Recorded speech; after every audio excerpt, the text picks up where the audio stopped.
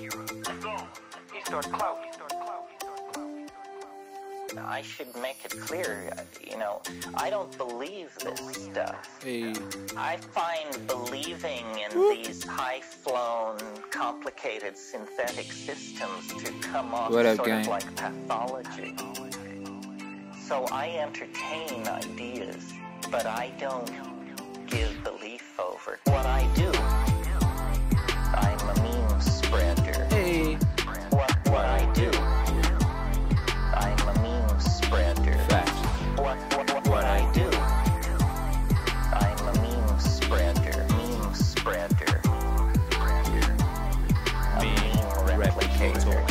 Naturally. Yeah.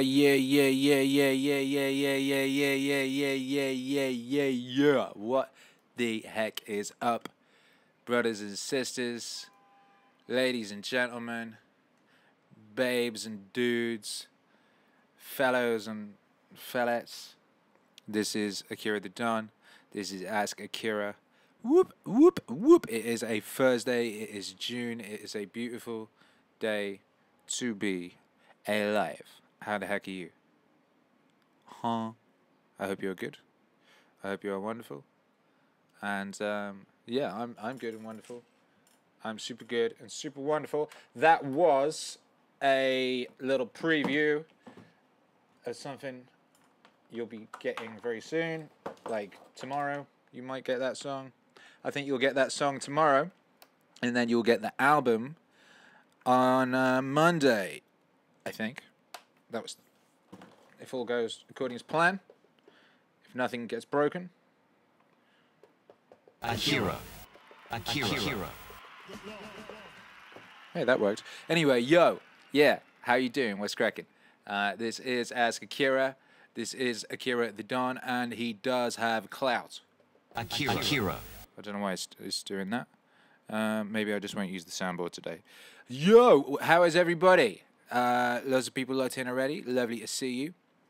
Lovely to be here. Let me know if the sound is cool. I'm assuming it's cool. It should be cool. We've got a buttload of questions to get through today. A buttload. Shouts to everyone who was locked in early, specifically Teresa the Kid, Sammy, Bo Selector, Nice Guy Nicholas, Ghost Hermit, Hyper Hurley, Looming Lou, Smiley Girlfriend Who Pirated Your Pirate, and Rust. All you bad motherfuckers, you got clout. Hey. Yeah, there's some applause for you. Anyway, yeah, it is indeed a beautiful day to be alive. We're broadcasting live from Los Angeles. We're in downtown Los Angeles right now. And yes, that was that little bit of music there at the beginning. That was a little bit of the Terence McKenna project I have been working on, which is obviously called Time Wave. Like, obviously. Like, why wouldn't it be? The Time Wave was the work of McKenna's life. Well, one of the major bits of work. And hey, guess what, right? It's such a crazy world. I'm working on this Terence McKenna thing because it's just the right thing to do. Last week, you might remember we were talking about how I believe the culture is shifting from goth nihilism to back to psychedelia, to a psychedelic sort of like optimistic, joyful place. And a part of that will be a renewed interest in psychedelic areas and matters and what have you. And of course, that will include the work of Terence McKenna. No one's been talking about Terence McKenna really for the past like 7 years or so, but I think it's time. So I'm working on this McKenna project. And yo, what's going on right now on another bit of the internet? Joe Rogan is interviewing Terence McKenna's brother. How weird is that? How crazy is that? What the heck? What the heck? So, you know, as usual, I'm correct in my assumptions and predictions with regards to the culture. Shouts out Looming Lou. Shouts out Simon Thompson. Says big ups Akira, big ups to you. Ghost Hermit asks, have you thought of perhaps having an interview with Jordan Peterson? If by which you mean like me and him sitting down and discussing. This is something that lots of people want to see happen, so let's see what happens. Yeah. And yeah, maybe it could be like waved alive or something. That might be cool. Yeah. We need to discuss in this stream the meme build past, says SARS Forever. There was a meme build that I missed. Loomingaloo says, all my nephew 11 does is play video games. Boost his confidences. Are you asking me to boost his confidences, or are you just saying he plays video games to boost his confidences? Now, video games are a wonderful thing, and there's nothing wrong with video games, but as with everything in life, it is moderation. And, yeah, video game addiction has just been classified as a real thing. I believe in this country being America, video games addiction is now a real thing, and it is a real thing. I've seen it. It exists. Now, I love video games, but I literally have no time to play video games because I'm so busy doing meaningful shit that helps me to self-actualize. I'm very, very involved in self-actualizing, and that involves doing meaningful shit all the time. And while I love video games, I just don't have time. The only time I play video games is occasionally me and my son will sit down and play Lego Marvel Superheroes 2 for half an hour, and that's super fun. And that's, you know, that broadens his imagination and means that he has an encyclopedic knowledge of the Marvel Universe aged 5, and that's cool, and I'm proud of that. But too much video games, you know, that, and the little guy starts going crazy, and thinks the real world is a video game and starts trying to smash everything to get coins out and stuff. Man, you gotta be careful. You'll be careful. Moderation and everything. Now, as I was saying, you know, I don't think video games are inherently bad. And when I die, I've said this before and I'll say it again, when I die, I will definitely regret every single episode of The Walking Dead I ever wasted my time watching.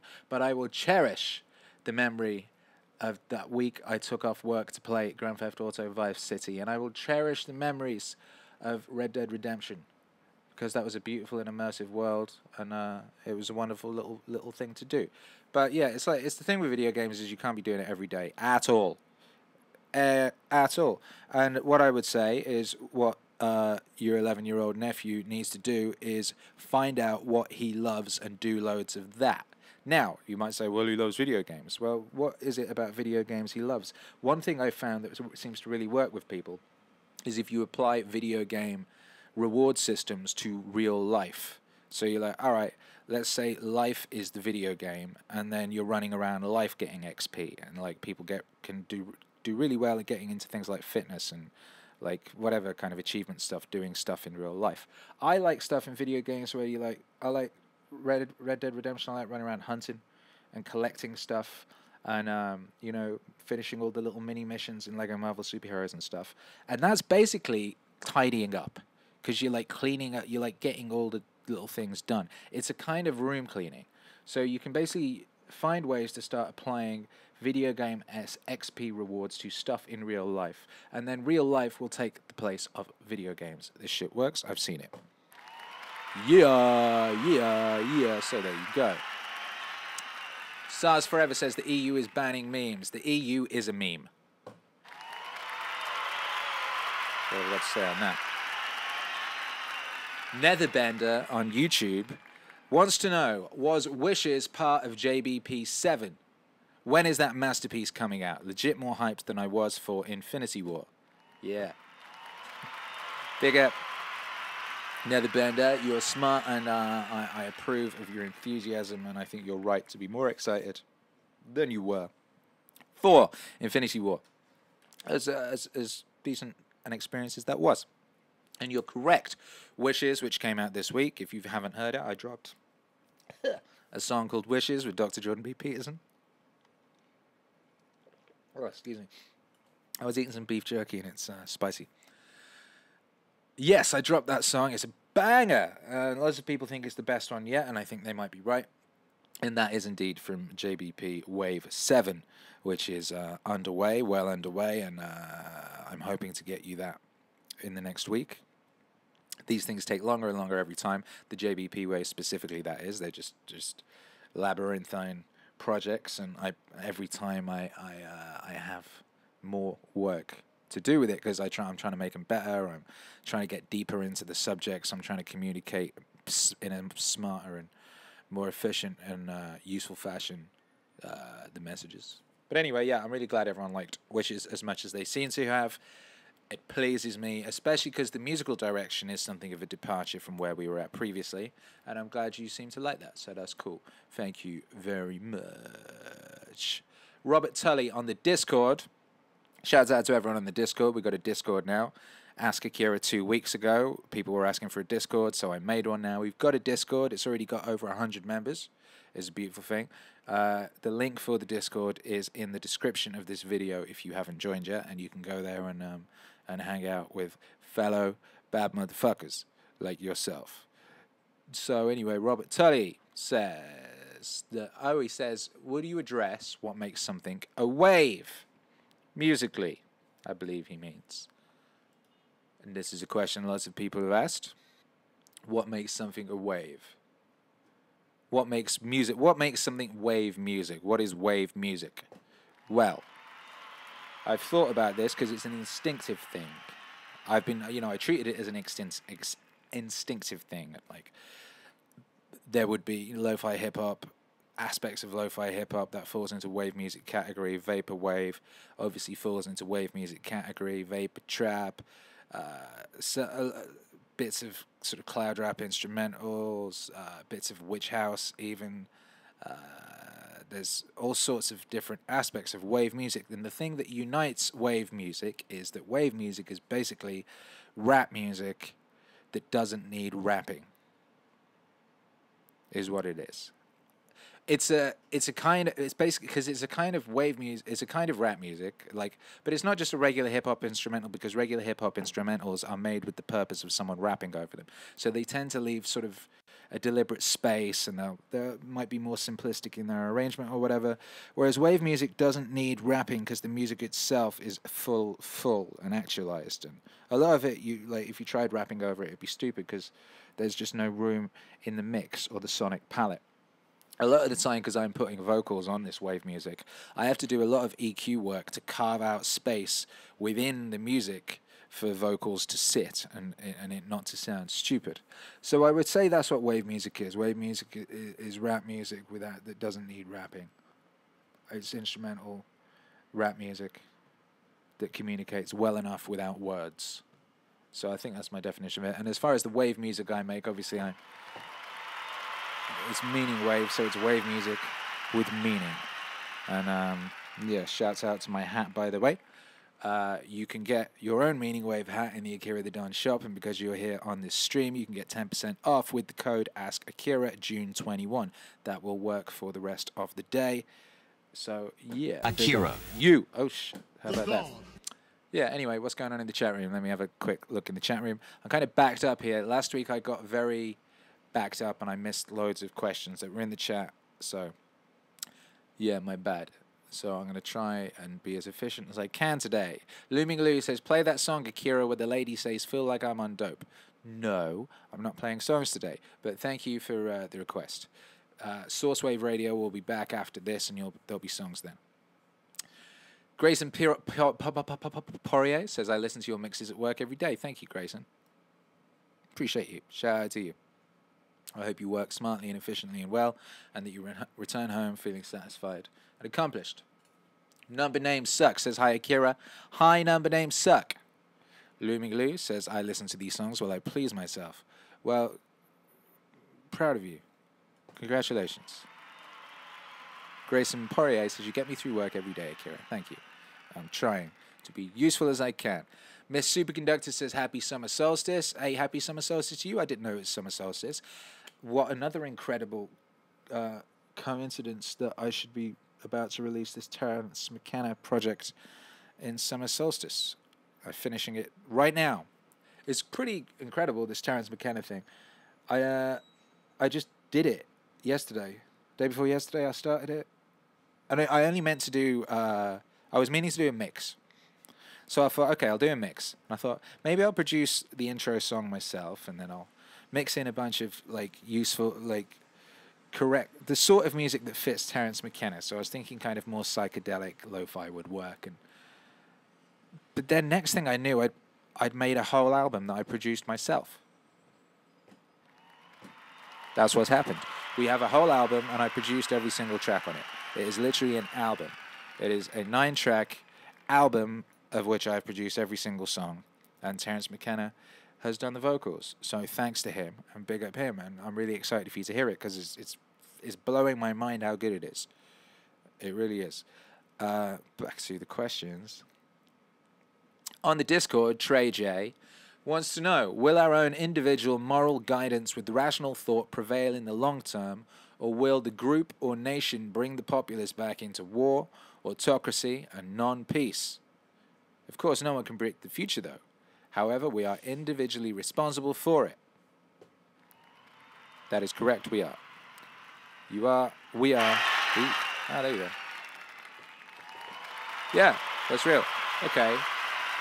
Will our own individual moral guidance with rational thought prevail in the long term?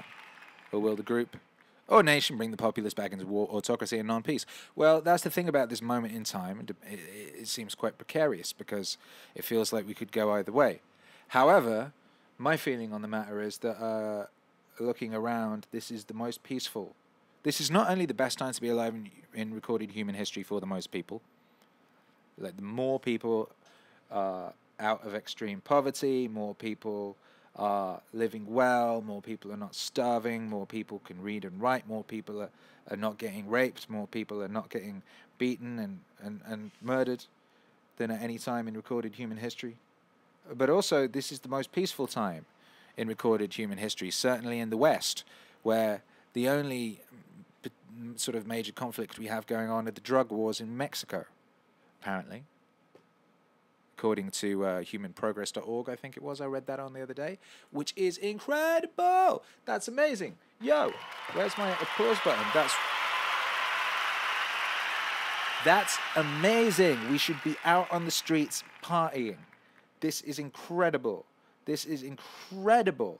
It is unimaginable hitherto. This is the sort of thing that apparently is impossible. But no, it's not impossible. It's occurring. That's what's going on. That's why people get to make such a big deal out of such trivial things, and people are out there on Twitter trying to destroy a guy for drawing. What did he draw? Some guy is getting absolutely crucified out there because they dug up a picture from 2 years ago. He illustrated a comic book that drew sort of pin-up versions of children's book characters grown up. So it was a character, I can't remember who it was. It was someone from Peter Pan, a Native American female character, grown up, and she was sort of in a compromising position, looking a bit saucy, tied up. They're trying to kill this. They're trying to crucify this guy. It's insane how hard they're going at this guy. It's like, it's dark. It's horrible. These are really nasty people. They're like, but it's kind of, what's dope about it is it's a sign that shit is really good, because only when shit is really good do you have time to get so wound up about stuff of that nature. So shit is really good right now. And in answer to the question, I think it's going to get better. That's what I think is going to happen. I think, and yeah, I think the whole rational thought prevailing in the long term, I think we are getting a little more rational all the time. I think we're undergoing a massive evolution in the general consciousness, and a big part of that is what's going on with people abandoning television and listening to Joe Rogan and stuff like that. Like, I think honestly, like, it can't be overstated how important that is, especially for like the next generation who are coming up knowing nothing else. So I honestly think that, yeah, rational thought will prevail in the long term. I don't think we're going to go into war, autocracy, and non-peace. I think shit's going to get better and better. I think this is the dawn of a golden age, and I'm usually right about stuff. So yeah, honestly, I'm gassed. I think shit's going to be great. And I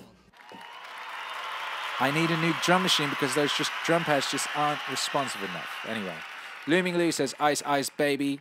And that's a good thing to say. Simon Thompson says, what studio monitors do you prefer? Well, I would show you, but then I'd have to fiddle with the camera. So what I will do is next week I will get another camera in here so we can have a camera angle from behind and you can see my mixing desk. But yeah, I'm using a pair of Yamahas and a pair of Gibsons. And the Yamahas are close to the NS10s. They're the modern equivalent, which is a great oh, and I have a Mackie sub. The Mackie sub is really important. I don't know how, I don't know what I was doing before that. My mixes have got 100 times better since I've got a sub in the room. I can actually now hear what sub bass is doing. I was kind of guessing before, and then I would take a track to the club, and I'd be like, oh my god, that sounds insane. So, yeah, stuff's much better now. Grayson Poirier says, Joe Rogan needs you on the JRE. I agree. I think this is a good point. I do agree. Anyone who agrees with that should obviously tell the man himself. I find with these things, it seems to be once enough people have told someone they want them on a podcast, then they kind of pay attention and check it out. So, John Martin says, Akira, do you really have clout? Yo, come on. Come on, what kind of a question is that? Come on. Look into my eyes. My God. Akira. No more stupid questions. Really. Really. Blunt Trauma. When's JBP Wave 7? Didn't I just answer that? Aiming it next week. That's the highest possible good I'm aiming for with that one. I hate to make promises, though, because, you know, these things are wily beasts, and sometimes they get beyond my control. So what I can promise you that is the Terence McKenna album is basically done. I'm doing the final bits of mix tweaking right now, and you will have that in the very immediate future, and you will have a single tomorrow. Jaguar U says, have you cleaned up your room? That's a baffling statement and not a question. But if the question is, have I cleaned up my room, then yes, as you can see behind me, it looks nice and clean in here. Thank you. Grayson Poirier says, can I get a shout out, fam? You've got one. Yeah. So there you go. Ghost Hermit. I don't know. I'm saying Akira. I don't know why I even watched till the end of The Walking Dead. It's still going. There is no end. It's just going to keep going forever. It's like Neighbours. Or it's like EastEnders, which is a miserable British soap opera. It's just like that. It's just a miserable soap opera from which there is no end. There's no resolution. There's no joy. It's just that forever. So yeah, and it's designed to be that way. A kid at my son's school, his mum is actually the showrunner. The new showrunner, so maybe she's going to save it. Maybe it's going to get good. She's cool. She's nice. We went to a Halloween party at their house, and the kid's nice as well. So yeah, I'll let you know if I hear anything. Yeah. Christopher Lemon says, "Do you miss the UK?" Well, no, I don't. Every day here is beautiful and sunny, and my life is awash with meaning, and I'm very busy doing cool stuff. You know, there's some people in the UK I'd like to see more often, like my nan, and you know, my family, and my friends like Big Nasty, and Booby Baz, and you know, homies. But no, I don't miss the UK. So the Haiku King says the EU doesn't know the way. Well. It depends what. Yeah, I mean, they have a roadmap, I'm sure, for what they're trying to do. Carl says, what milkshakes do you like? Well, I'm on the carnivore diet, so milkshakes are not a part of that. But, you know, if I ever have a milkshake, which is very, very occasional in life, I like the American ones that are basically just ice cream, like chocolate ice cream that you can drink. They're very good. The sort of milkshake that you would see in an 80s movie, or you would see someone drinking in a diner that Quentin Tarantino directed. That's the kind of milkshake that I'm into. I'm about that kind of milkshake life. Wandell says, is the closet behind you a vocal booth? Yes, that is a vocal booth behind me. It's not a closet, it's a vocal booth. It's like the TARDIS. It's gold, it's beautiful, and it is indeed a vocal booth. And I'll show you that one day as well. I think my chat just zoomed ahead, so I'm going to try and scroll back. Keaton Alexander says, can I send you some shirts that you would like? You are large. Yeah, that would be great. Send me some shirts. I'm definitely not a large. I'm a small or a medium, depending on the shape of the shirt. But yes, please do send me shirts if they're cool. Let's go back into the questions that were put in ahead of time. Okay, on Discord, U4 of 92000 says, where should I get started if I want to make my own music? Well, where you should get started is here, today, and now. And as far as how you actually do it, this depends on a couple of things. Do you have any musical skill already? Can you play an instrument? Can you tap a table in time? Anything like that. Because that's obviously the place to start if you can do that. If you, like, As far as recording music, making music in the modern world, you can do all that on a computer. You can also do it on a phone, by the way. There's people now producing tracks, like albums on phones. So you can do that. There's free software. If you don't have any money, there's free stuff like Reaper on which you can make completely professional grade music. I use Logic X, which is incredible and is really cheap now. It's like $200, and you can literally do everything. It's got everything you would ever need in it: synths, effects, anything. You don't need anything else. I have lots of other things I use, obviously, but you don't need anything else. There's a million DAWs, which is what they call them, digital audio workstations, in which you can make music, and there are a million children on YouTube who will tell you how to do everything. Everything, everything, everything. So where should you get started? Get started now, in your house, wherever you are. If you don't have a computer, use your phone. If you don't have a phone, bang the table and write some raps over the top of it and sing them to yourself as you walk down the street. A lot of my best songs I write walking down the street. I'll just be walking along and I'll get a little melody in my head and I'll start singing it. I record it into my Evernote, and yeah, I do that as well. Sometimes I dream a whole song, and if I'm very quick when I wake up and I remember it, I'll sing it into my phone before it evaporates into the ether. Yeah, anyway. So there you go.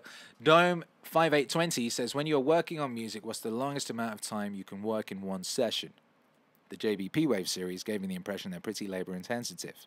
Is that the case? Greetings from Streatham, London. Shouts out to Streatham. And the longest amount of time I can work in one session, I don't know what that is yet. But the longest amount I've ever worked in one session is 24 hours. I once did a mixtape.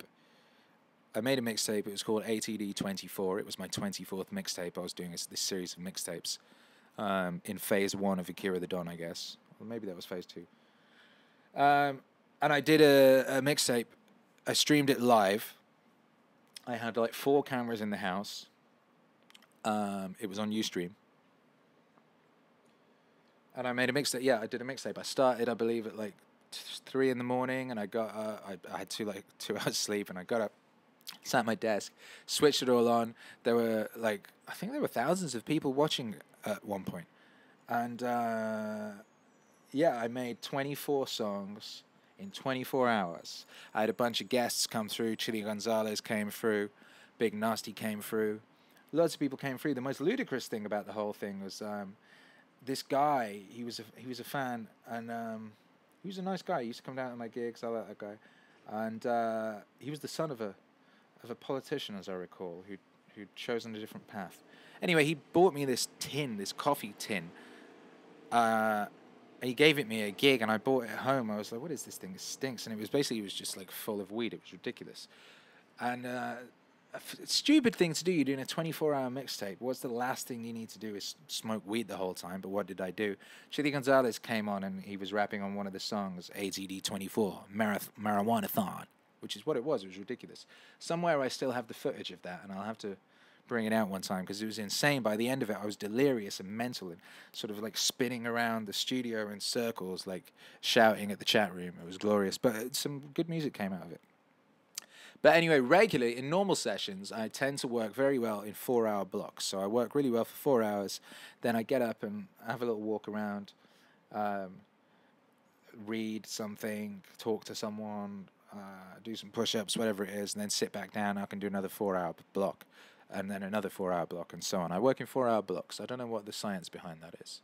But yes, as far as the JBP Wave series being labor-intensive, it really is. It really, really is. I cannot stress enough how ridiculously hard it can be. But, you know, it's very rewarding. And that's what's important. Extraordinary Nobody says, when are we getting Akira Wave, a.k.a. Meta Wave? It's a good question. And, I mean, really, my own music and rap songs are that, right? Golden Age is Akira Wave. That was that single I put out last month, which is great, and there's going to be a lot more of that. Someone's actually hit me up on the Discord earlier and said that they've made an Akira Wave, and could they get my blessing? So they're sending that through. I'm going to listen to it. and maybe it's amazing, maybe it's dreadful, maybe it's yeah. I'm actually a bit scared of it because like maybe I'll sound stupid. You know, I sound great in my head, but I don't know, when someone waves me, who knows what will happen? Suddenly I like have empathy for the people I wave in a way I've not before. Speaking of the people I wave, I don't know if you follow me on Twitter, you'll have seen yesterday something of a ripple of excitement went through the community when JOCKO Willink tweeted me a very simple message: DM'd you, or check your DM, or something like that. Yes, that's right. And it was in response to me tweeting, like, what's the best way of talking to you about this album idea? Because me and JOCKO have been tweeting a bit about making an album together. Anyway, so yeah, that's exciting. JOCKO Willink times Akira the Don, the album.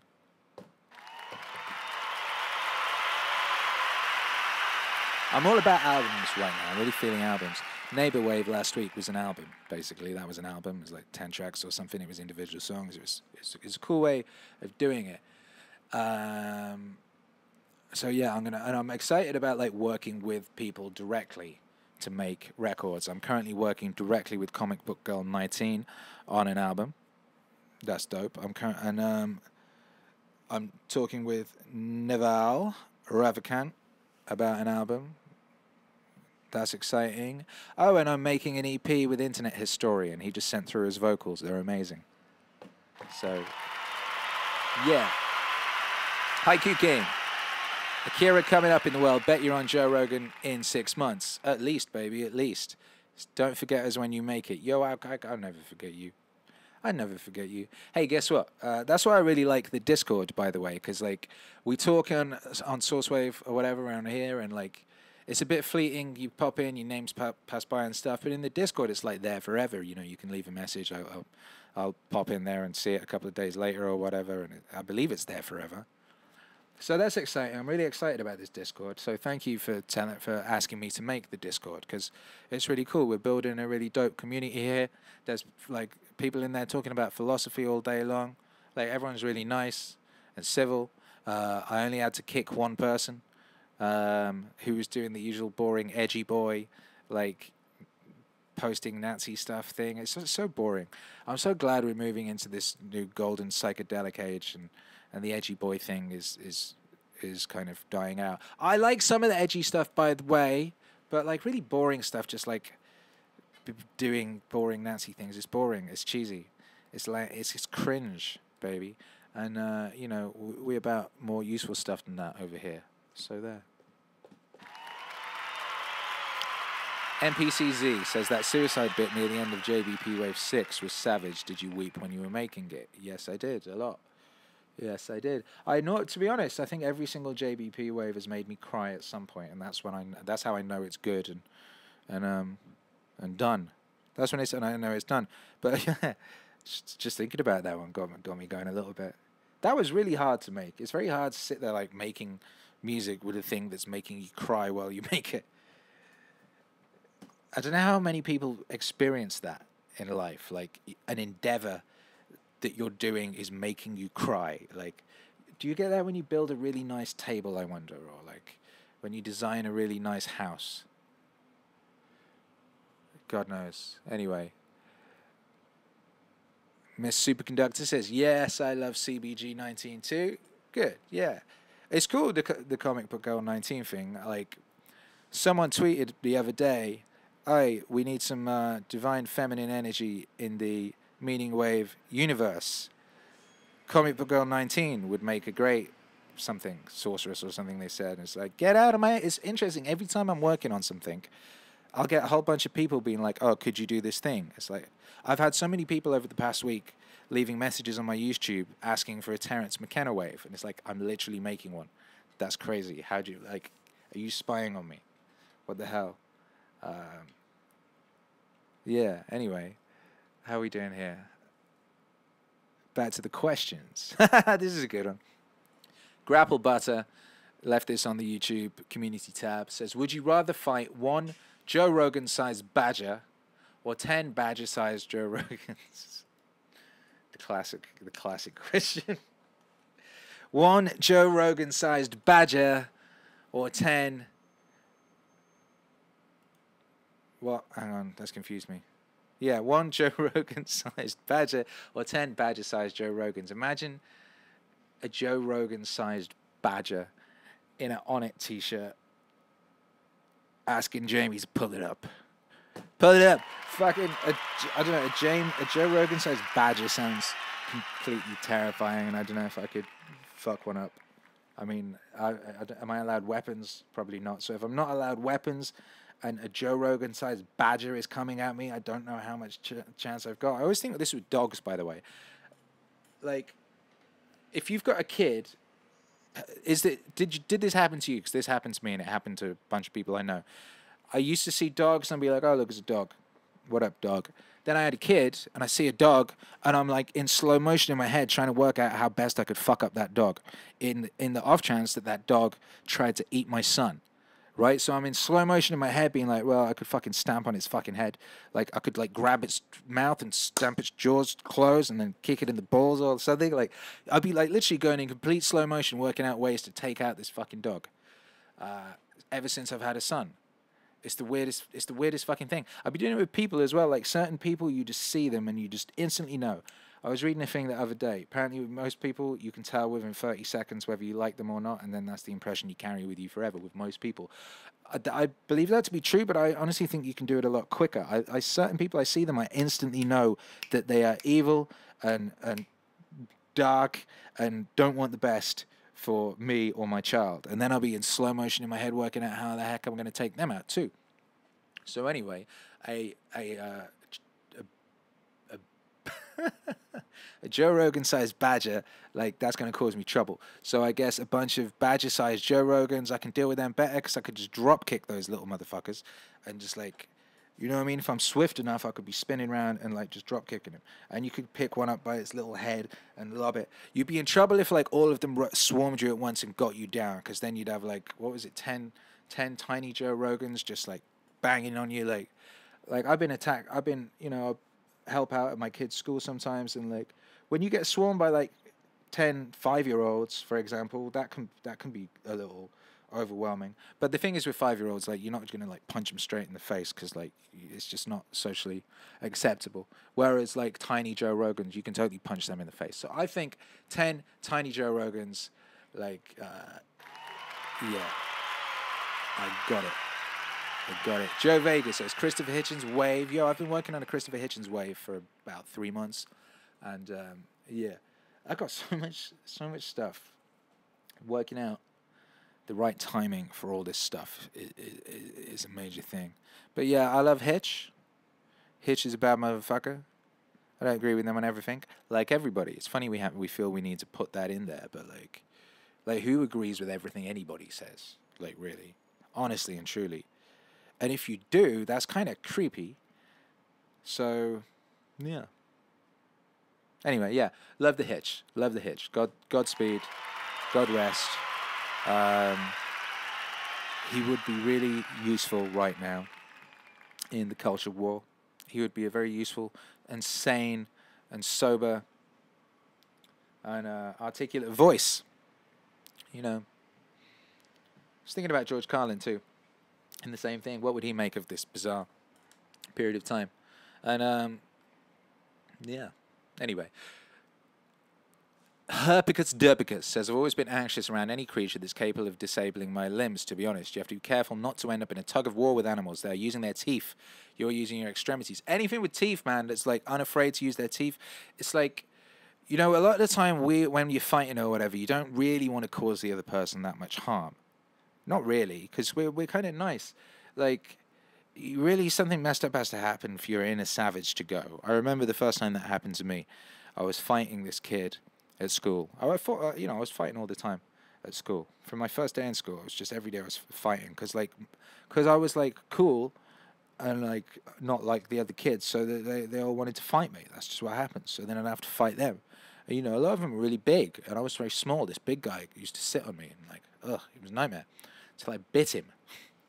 That's what turned that one around. And there's one time I was fighting this guy and like whatever, he just suddenly really hurt me and something switched and I just went savage and just went full blown. I turned into a little animal. I was just all over that guy. I was like pulling his cheeks out and shit. Like messed that little fucker up. And like, he was like one of the hard kids. He was hanging out with the super hard kids, and he was like a fat shit. And he thought it was funny to like pick on me because I was like a bit odd or whatever. Like compared to them, I had like long hair and I liked music and stuff. And he just fucking pushed it too far one day, and he like actually hurt me, and I just went mental, and I took that little motherfucker out, and that ruined his life because all of his hard homies kicked him out of there, wouldn't hang around with him anymore because he got beaten up by me. So like he had to go hang out with the dorky kids around the back of the science lab, and that just his life was never the same. Messed up shit, man. School is brutal. Now.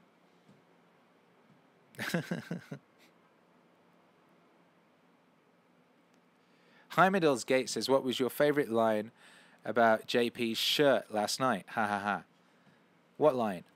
Are you referring to the video in which Jordan Peterson appears in front of humans and he shaved his beard off and he's wearing like a sailor shirt? Is that what it was? I've got a bunch of those shirts, by the way. If you look at my Instagram, you'll see I have a bunch of those shirts. I wear them often. So me and Dr. Peterson have sartorial elegance in common, as well as other things like the diet. Actually, someone asked about that. Where was that? Yeah, Jason Tomlin on Discord said, Akira, do you do any fasting or just the carnivore diet? I'm too a fan of ribeye steaks. Yeah, like ribeye steaks are the bomb, and I do fast, but only not deliberately. It's like if I don't have any ribeye steaks. So like if I'm stuck in a situation where like I don't have any meat, then I fast because that's what I eat. Like I'm over 4 months into that now, and I feel amazing, and I'm in my health is just getting better and better, and my skin's great and all soft and luxurious, and my hair's better, and my nails are stronger, and I don't get ulcers in my mouth and all sorts of weird stuff.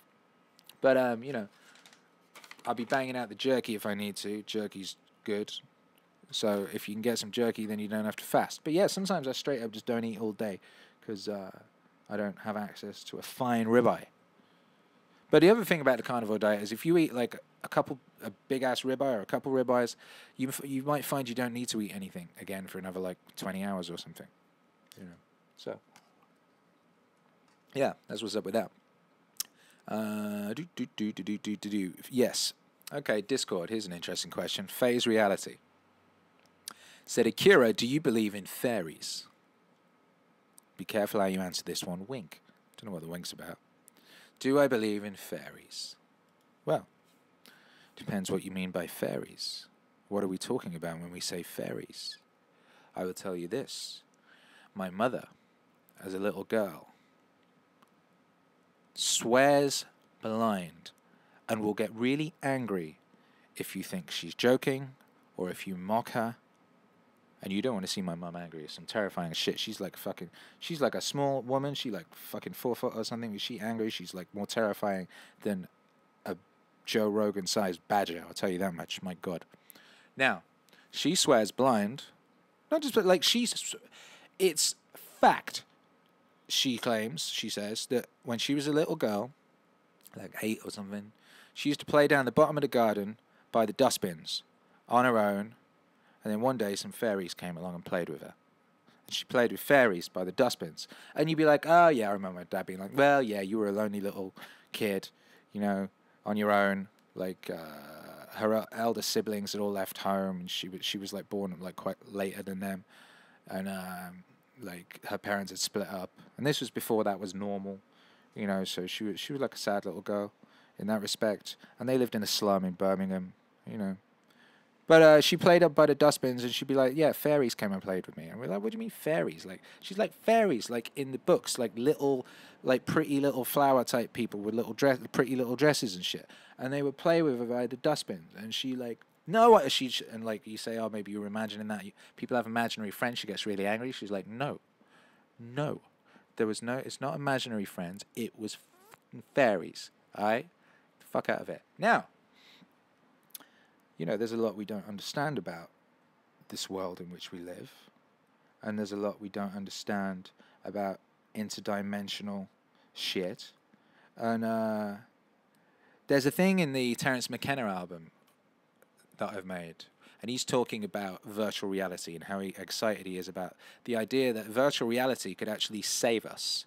He was quite worried about us destroying the planet and things of that nature. And he envisaged a utopia where you would, if you were an alien visiting Earth, you would see people looking just as they might have like 100,000 years ago, naked, seemingly no stuff, you know, just sort of wandering around, looking quite happy. But then if you go in their mind, they're in this virtual reality world, and everything that we have in the so-called real world that perhaps it's damaging to the environment or whatever, that exists in virtual reality. So you have these like menus in there, and you pull things up, and you're not naked in the virtual reality. You wear it, you look like the Hulk, or you have whatever outfit you want on or whatever. And yeah, so so the idea that we sort of create our own extra dimension that's invisible to the naked eye. You know, hypothetically, there's multiple dimensions stacked upon those that we can see with our limited interface for experiencing reality and consciousness. And potentially there are multiple dimensions stacked upon this, and maybe they can interact with us, and maybe they can make themselves known. And I've seen cats freak out at shit that isn't there, and I've seen children do the same thing. So do I believe in fairies? Well, it depends what you mean by fairies. But do I believe in the possibility of interdimensional little motherfuckers hanging out with my mum at the bottom of the garden? Yeah, sure, why not? Hey, hey, hey, hey. Yo, what's cracking, chat? Damn, there's a ton of messages in the chat. I don't know. I couldn't possibly see them all. If anyone has any super important questions, you can drop a super chat and that will make it visible. Let me scroll a little bit here. Andreas back. I refuse to answer your question.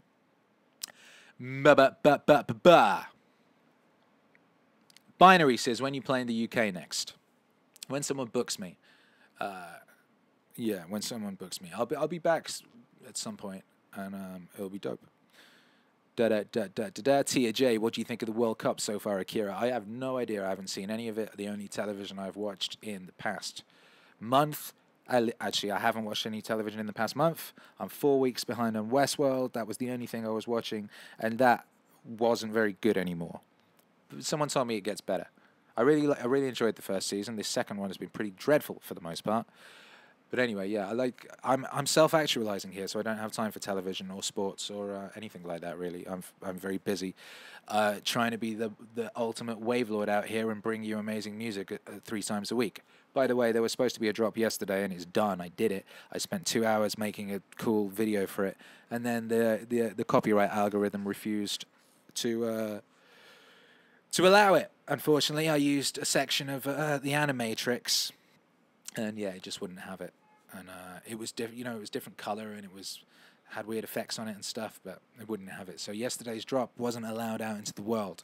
I don't know if I have time to make another video for that. Maybe I do, maybe I don't. So anyway, I feel bad about that shit. So imagine how bad I'd feel if I'd been watching TV. John Martin said I would kill for a mix of Ben Shapiro reading rap lyrics. Yeah, right. Justin Tucker says, sick hat. Yo, thank you. This is my pink Meaning Wave cap. You can get one of these from the Akira the Don Meaning Wave store, akirathedon.com/shop. Or if you mess with me on Facebook, it's in the store there. And if you get something today, you can get 10% off with the code Ask Akira June21 because you're here and you're a bad motherfucker. Shouts out to Hyman Dolls Gate. Thank you for the super chat. Said nothing important to say, just some scratch for your pocket. Yo! Well, I appreciate that, and I appreciate you. Yo, Jed Denny says, what inspires you about Jordan Peterson? I think he's a great philosopher of our age. I agree with you. I think that too. And what inspires me about Jordan Peterson particularly is his bravery. He's a brave man. And he's a smart man, and he's a disciplined man. And all of those things inspire me, but particularly the bravery. Because to put yourself out there and put yourself in that position and to tell the truth and stand up straight with your shoulders back when you're surrounded by goddamn hyenas is a brave thing to do. People say now, oh, yeah, but look, he sold 1 million books. He's getting loads of money. Oh, how brave. Well, that wasn't the case at the beginning. That wasn't the case at the beginning. The case at the beginning was he could have lost his job. You know, I spoke with his wife Tammy about this, and it was a big deal for their family when he decided to do that. And you know, because it could have gone wrong. But he's like, well, his kids are grown up now, and they can look after themselves, and you know, so that it was time to take that risk and go out there and try and save Western civilization. Right? So yeah, I respect that. I find that inspirational because that's what I've always tried to do. I've always tried to go out there and tell the truth and be real and stick up for what I believe in and stand up for the right of the individual to be an individual in the face of a hive mind that wants to tear it down and destroy it and assimilate it into its boring being. Tia J says, any thoughts of Johnny Marr's new record? I haven't heard it yet. Is it good? Should I listen to it? Please let me know. Alistair Pete says, where in England are you from? Well, I was born in West Bromwich, which is a sort of scummy bit in the middle, and we moved to Wales when I was 2. I was raised in North Wales, which is very beautiful and looks like Lord of the Rings, and everyone speaks Welsh, and that was confusing because I didn't, but it was very beautiful. But it took me half an hour to walk to the nearest bus stop, so you can see how that might be problematic when you reach your teenage years. So I left home when I was 16 and went to the big city and had adventures and all that type of stuff. And one day I might write a book about it because it was bloody ridiculous. Anyway. Cosmic says, love the JBP wave, man. My room has never been cleaner. Well, that's dope. Thank you. Kyle Prashek says, watched your interview with Rebel Wisdom a couple of weeks ago. Was there a topic that wasn't discussed that you wanted to talk about? I can't remember. I think we discussed what we wanted to discuss. But what's cool is David Fuller, Fully David, is coming back. He's coming to LA next week, actually. No, sorry, the week after next. And he's going to be coming by Don Studios and going to be making a little documentary about the old meaning wave process. So you can look forward to that. And also, me and him are going to go off and meet some people, some members of some strange club. And yeah, all sorts of cool shit's going down. It's an exciting time to be alive. It really, really is. There's far too many questions. And I have all these ones in... I've still got quite a lot. I've got tons. Okay. We've got 9 minutes left as well. Oh, my God. Well, what we'll have... Basically, if I miss questions, then we'll be here next week, and that's good. Hamburger69 on the Discord says, do you ever think about remixing Living in the Future? That's how I got turned on to your tune so many years ago. I figured there's even more future now than there's ever been before, right? True story, baby. Yo, yeah, I do want to do a new version of Living in the Future. If you don't know, to my new fans out there, new family in the area, what my breakthrough track was called Living in the Future, and that was in 2005. I love living in the future, baby. And I was talking about all the stuff that was new in culture and how exciting it was. And then I did a sequel to that 5 years later. And I do want to do a new version of it that kind of is actually set in the future and is more of... Because I'm very good at predicting the future, I've realized over the years. I'm just usually right about it. So I want to do a new one. But I'm not doing it until I find a decent animator or team of animators who can make a sufficiently brilliant animated video. That first song came out with an animated video that me and my little brother did, and it was dope. It was very revolutionary for its time. Obviously, it kind of looks a bit rubbish in retrospect in some ways, but it's very charming. But it is my ambition, and it always was, to make music videos that are a mix of live action and animation, kind of 2D, 3D crossover animation. A bit like what Gorillaz are doing now, but literally I was trying to do that 20 years ago, 15 years ago. And that's what I want to do. So anyone out there wants to help me make animated videos, hit me up. I'm pretty sure it's going to happen. That the right person's just going to come along, or people are going to come along. And as soon as they do, then we can set about... I have a whole bunch of songs that I'm not releasing until I can find people to make music videos for them. So there. Jason Tomlin says, Akira, do you do any fasting? I answered that one already, my bad. This was a funny one. Someone said, and they haven't got their name, they said, you should do Bukowski waves sometime. Well, I already did. I get this a lot, people asking for waves that I've already done. I did 2 Bukowskis, one Bukowski himself and one Tom Waits reading Bukowski. You should check out the YouTube, check the Meaning Wave playlist for Meaning Waves. Shouts out to Timothy Judge. Thank you for the super chat. Says, what's your favorite pair of headphones? Love the music. Oh, they're these, the best ones I ever had are these, was it Behringer?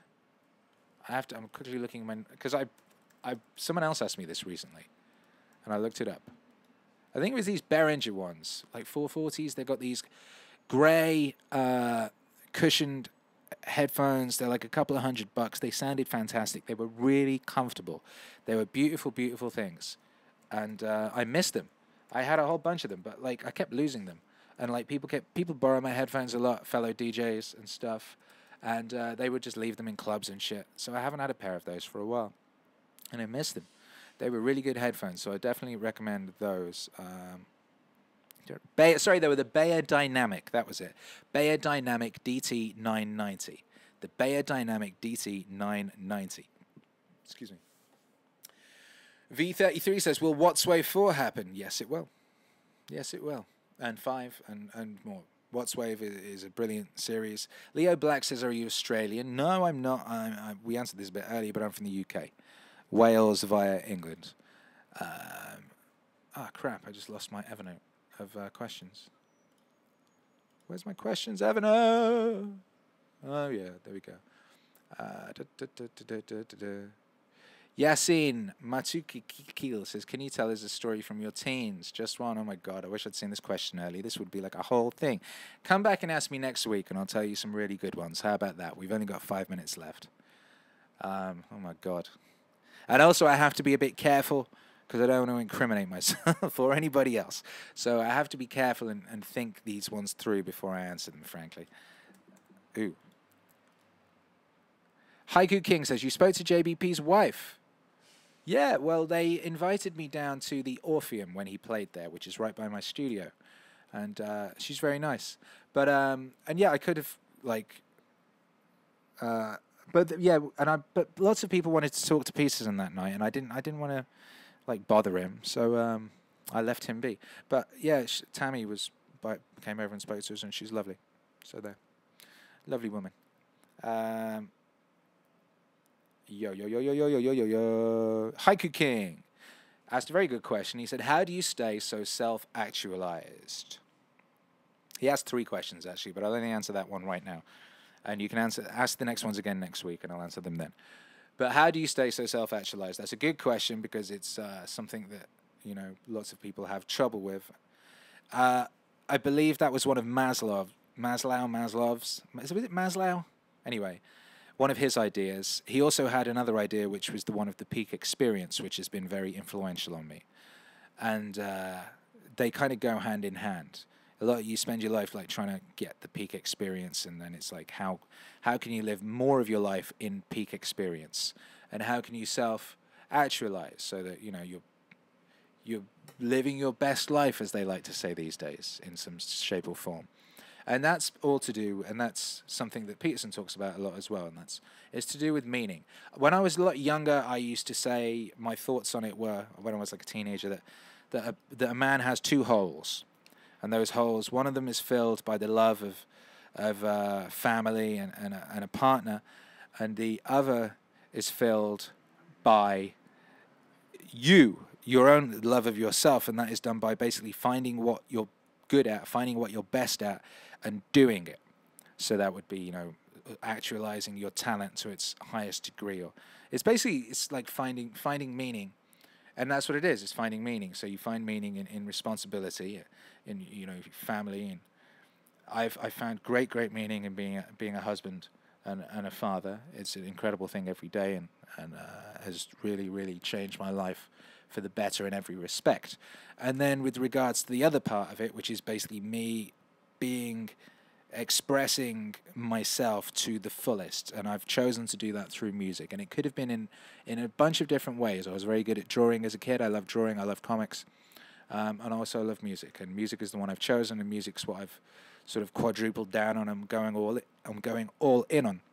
Something I've discovered very recently is in February I decided to execute this content plan of releasing 3 times a week on YouTube. I decided to do that.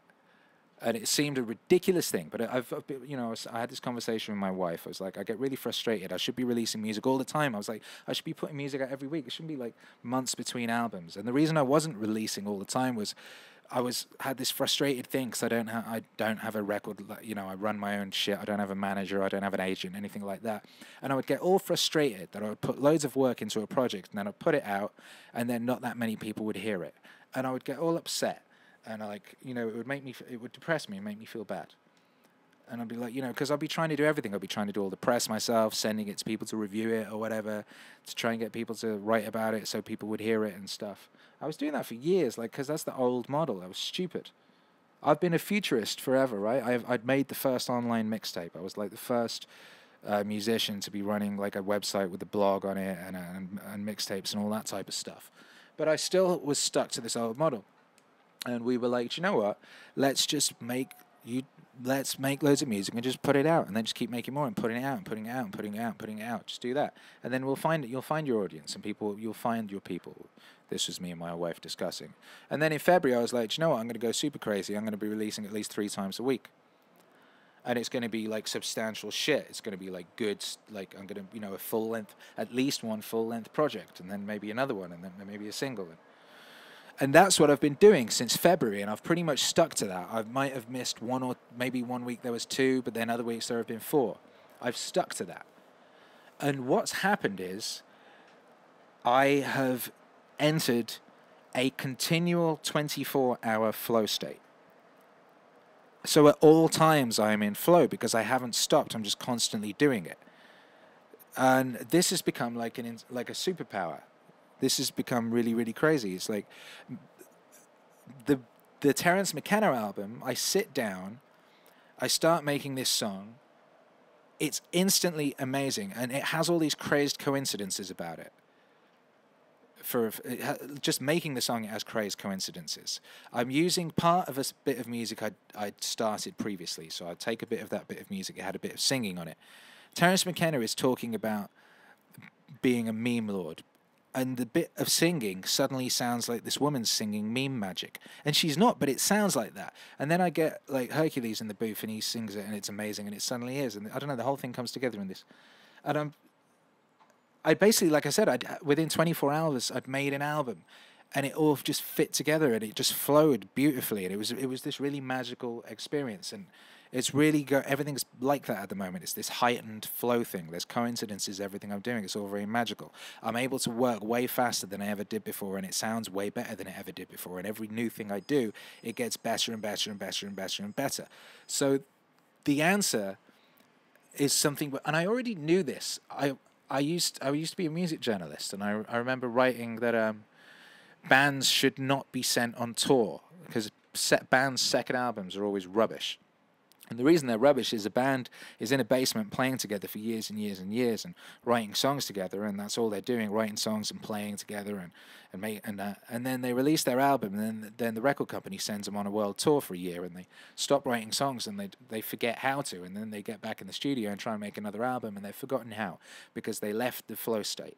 They stepped out of the zone, and sometimes you can't it's hard to get back in the zone, and sometimes you can't. Sometimes it's actually impossible to get back into the zone. I've seen this happen to people, and they're done. That's them done. That was their stage of their life over. It's like if you play football, if you play soccer, you've got a certain period of time in which you can be great because there are physical limitations upon you. But if you make music, there aren't those same limitations. You can hypothetically keep doing it and getting better and better and better forever. So why is it that so often people don't? Why is it so often that people get worse? Why is it so that only their first record is good, or only a period of time it's good? It's because they fall out of the flow state. It's because there is a magical thing, a space and a zone in which you are, and when you're in it, like everything is wonderful and it just works. That's peak experience. That's self-actualization. That's that stuff that Maslow was talking about. There's a real danger that you can fall out of that if you stop, and it's up to you, because if you stop, then possibly you're done and you can't get back in. So basically, if you can get yourself into some kind of flow state, do everything you can to remain in there and make it a part of your life. That's what you have to do. You have to make it a part of your everyday life. By making that decision in February to release 3 times a week, I made it a part of my life. And there was no arguing with it. Oftentimes life comes along and it says, look, you need to do this. Or here's this lovely fun thing you could do. Here's this like thing you could do that would be joyful.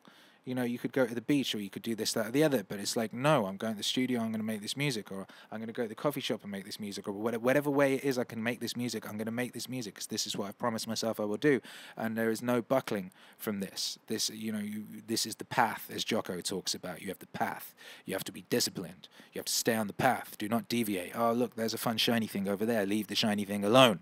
There's a donut. Don't touch the fucking donut. You got to stay on the path. And if you stay on the path, then you will get to the fucking promised land. That's what's up. So, yeah, that's what's going on. That's how I stay self-actualized. It's a discipline. It's a discipline. And that's what I'm working on. So, yeah. Thank you very much to everybody. We've gone a bit over time. I know there's a ton of questions that I missed. And we'll be here next week at the same time. So ask him then. Join the Discord. You can go to the Discord and you can leave questions there. And I didn't actually manage to answer everything that was left on the Discord or the YouTube either. But I answered a lot of them. And I appreciate all of you. Thank you very much for being here. Thank you for your time. Thank you for your passion. Thank you for listening to this music and helping to give all of our lives meaning. This is a wonderful community. I'm very proud of us. I'm very proud of you. I hope that you are proud of you too. And yeah, I'm now going to go finish this album. I'm going to get back into this flow state. It's going to be a beautiful thing. Yeah, so applause button for you bad motherfuckers. I'll see you in the Discord. And I'll see you here next week.